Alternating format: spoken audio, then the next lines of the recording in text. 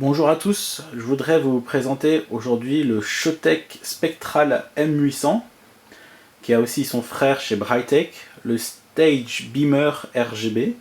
Alors c'est deux fois le même produit mais sous deux marques différentes, mais que vous commandiez l'un ou l'autre, vous recevrez au final la même chose avec juste l'étiquette qui change sur le côté. Alors je vais passer rapidement sur les spécifications techniques, parce que de toute façon vous pouvez retrouver l'ensemble sur les fiches techniques disponibles un peu partout sur internet. Donc c'est un appareil à LED RGB, Full RGB, donc ça veut dire que chacune des petites cellules qu'on voit ici contient les trois couleurs, donc on ne voit pas comme sur certains parts l'effet qu'on dit souvent pizza, donc avec plusieurs LED de différentes couleurs. Donc ici l'ensemble se fait derrière, l'ensemble des couleurs se fait derrière le mélange, derrière les optiques. Donc ça permet d'avoir qu'une seule couleur visible à l'œil de devant, malgré qu'il y ait 3 LED, donc RGB à l'arrière. Donc il n'y a pas de blanc dans ce modèle-ci.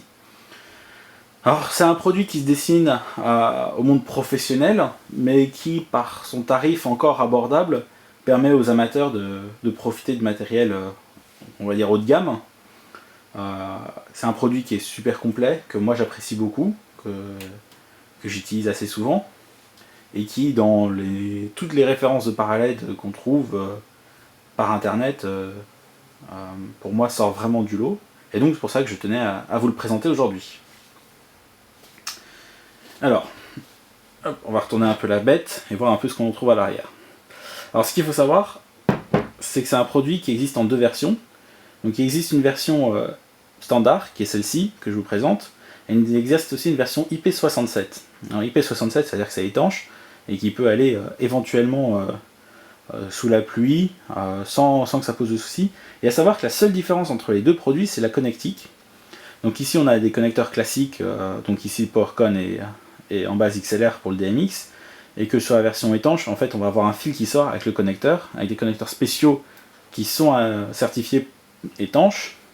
Mais donc ça veut dire qu'en soi-même, le produit qui est déjà là comme ça, ici toute la façade, la carcasse, etc. est déjà étanche en elle-même. Donc c'est à dire que même si vous prenez la version standard, non ratifiée IP67, c'est pas grave si vous allez vous faites une soirée avec un petit peu d'eau ou c'est humide, le produit suivra très bien à ce type de traitement là, du moment que vous plongez pas l'ensemble de la connectique sous l'eau évidemment. Alors arrière on retrouve donc un PowerCon in et un PowerCon out. Alors pour ceux qui ne connaissent pas ce type de fiche là, c'est un standard assez réservé notamment aux professionnels, qui a avantage par rapport aux fiches classiques qu'on connaît, c'est que ici en fait on fait un quart de tour et la fiche est bloquée dedans, donc on risque pas de débrancher le projecteur pendant son utilisation. On a donc un link, donc le PowerCon out, qui permet lui de ressortir l'alimentation électrique et d'aller attaquer un autre appareil à côté. En base XLR 3 points, mâle et femelle, pour l'entrée et la sortie des MX. On aurait pu apprécier un 5 points pour ceux qui cherchent vraiment le matériel professionnel, puisque le 5 points est normalement le standard. Bon, ici on a eu 3 points, de bonne qualité, de bonne facture, donc ça survivra très bien dans le temps. Et après ici on a l'ensemble, pour les contrôles avec les menus, etc., qui sont assez complets, donc je vais vous montrer ça tout de suite. Donc on va brancher le produit, donc il y a une fiche PowerCon qu'on connaît.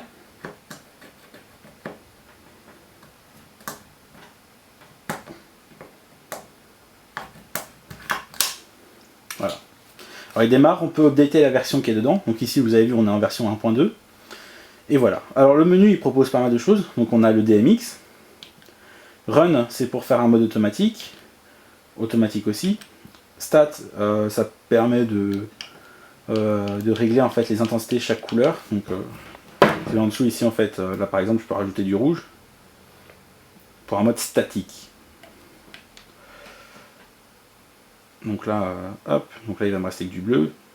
Et si je rappuie dans le menu, stat, vert, il n'y a pas de vert, bleu était au maximum. Je peux le remettre à 0, il n'y a plus qu'un petit peu de rouge qui sort.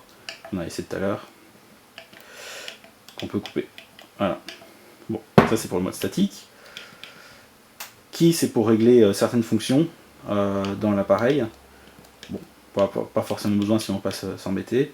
Il y a des calibrages de couleurs aussi qu'on peut choisir, etc. Personnalisation. Bon, on va pas s'intéresser à tout ça. Juste si vous savez le mode auto, il y a quelques modes automatiques pour ceux qui voudraient juste faire de la déco, des choses comme ça. De strobe, de dimmer de différentes couleurs.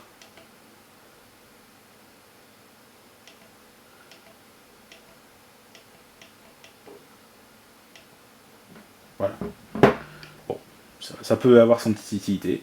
C'est disponible, c'est présent sur l'appareil. Alors forcément le mode qui va être le plus intéressant, hein, c'est le DMX. Donc ici je peux choisir mon adresse. Alors à savoir qu'il est disponible en beaucoup de modes DMX différents, parce qu'on a un mode 3, 4, 5 et 11 canaux. Alors 11 canaux, on contrôle vraiment tous les paramètres, correcteur de température, vitesse du dimmer, des choses qui à mon avis n'ont pas beaucoup de sens. Pour moi le mode qui a le plus d'intérêt c'est le mode 5 canaux, c'est-à-dire RGB, le dimmer et le strobe. Alors je vais mettre une petite console DMX et puis on va regarder un peu les contrôles.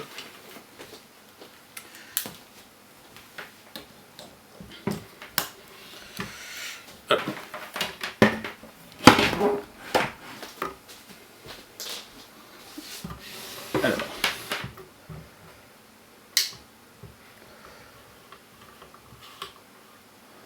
Donc ici, on a le dimmer en premier, les couleurs, avec le blanc, tout à fond, des macros, donc qui permettent de sélectionner directement certaines couleurs plus rapidement,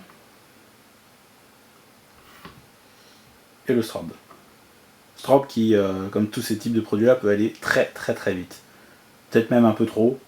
Bon, à voir dans l'utilisation, si on peut avoir besoin d'une vitesse aussi importante, mais c'est possible. Et après on a d'autres modes qui existent, qu'on peut rajouter. Ça va, je sais pas si vous voyez ici, clairement, mais ici si je coupe directement, on peut voir qu'il y a un temps de dim qui est mis, que l'on peut choisir, que l'on peut régler à soi-même. Ça rappelle un petit peu les parts traditionnelles qu'on connaît à lampe halogène, où quand on les coupe, il y a une certaine durée, une certaine latence avant l'extinction complète de l'appareil. Donc ici on peut recréer ce mode là avec les couleurs, avec tout. Donc voilà. Alors je vais mettre un peu de fumée maintenant et puis on va voir un peu ce que ça donne en termes de faisceau. Donc voilà, donc j'ai mis un peu de fumée et j'ai placé le par de façon à ce qu'on voit un peu le résultat. Alors, la première chose que je trouve vraiment bien sur ce par, c'est le fait, c'est comme on peut voir sur le mur à l'arrière, c'est qu'il y a très peu de pertes sur les côtés. Et c'est souvent un des défauts des pars, c'est que ça bave un peu partout autour du faisceau. Et sur ce Spectral M800, on retrouve pas tellement cet effet-là. Donc là, je suis en dimmé de façon à ce qu'on voit un petit peu. Et du coup, quand on monte, on trouve vraiment un vrai faisceau, un vrai beau faisceau. Il est annoncé pour ouvrir à 16 degrés, et je pense qu'il ouvre vraiment pas plus que ça. Et là, c'est vraiment un point positif, surtout pour une utilisation sur une scène. On voudrait avoir des faisceaux en contre. Et là on a vraiment de quoi travailler, et ça c'est vraiment bien, parce que souvent les parts à LED ça dégueule partout, et là c'est pas le cas. Donc un gros point positif. Alors le mélange des couleurs est vraiment top. On n'a pas trop de dominance d'une couleur ou d'une autre. Avec un blanc qui est somme toute pas mal, on pourrait retirer un petit peu de bleu, alors après on peut toujours faire un équilibre à la console, mais là vous voyez j'ai mis 100% rouge, 100% vert, 80% bleu, et on a un blanc vraiment très honnête, avec un bel impact, un beau faisceau, qui dégueule pas partout. Voilà, je vous permets de tourner un petit peu la caméra. Donc on a un beau faisceau bien homogène. Je peux faire varier un petit peu les couleurs. Des beaux mélanges de couleurs, bien uniformes. Notamment vert et rouge, c'est souvent le test fatal pour ces produits-là, le vert et le rouge. Et là, c'est vraiment bien. Moi, je suis vraiment bluffé par ce par-là, surtout par son prix.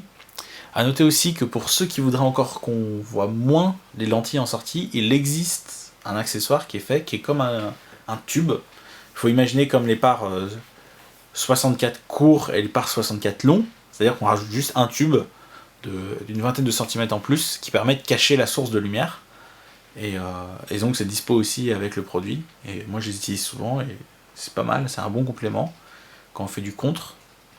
Alors après, pour conclure un peu de façon définitive là-dessus, pour ceux qui voudraient faire juste de l'éclairage d'ambiance sur une soirée ou quelque chose comme ça, je pense pas que ce soit le produit qui va vous convenir le mieux. Il y a d'autres produits qui font ça très bien avec des angles d'ouverture plus importants, qui seront plus puissants, qui vous feront ça mieux. Par contre, si votre idée c'est de faire du contre, que ce soit en concert, en club, en disco mobile, n'importe quelle situation où vous voulez avoir un faisceau, et ben c'est vraiment le para-LED dans ce budget-là qui est incontournable. Et honnêtement, pour en avoir testé beaucoup, je pense que c'est le meilleur de cette catégorie. C'est un produit qui est robuste, qui va durer dans le temps, qui est fiable. Et c'est pour ça que c'est mon choix personnel dans la gamme des produits à LED. Voilà, bon allez, bonne journée à tous.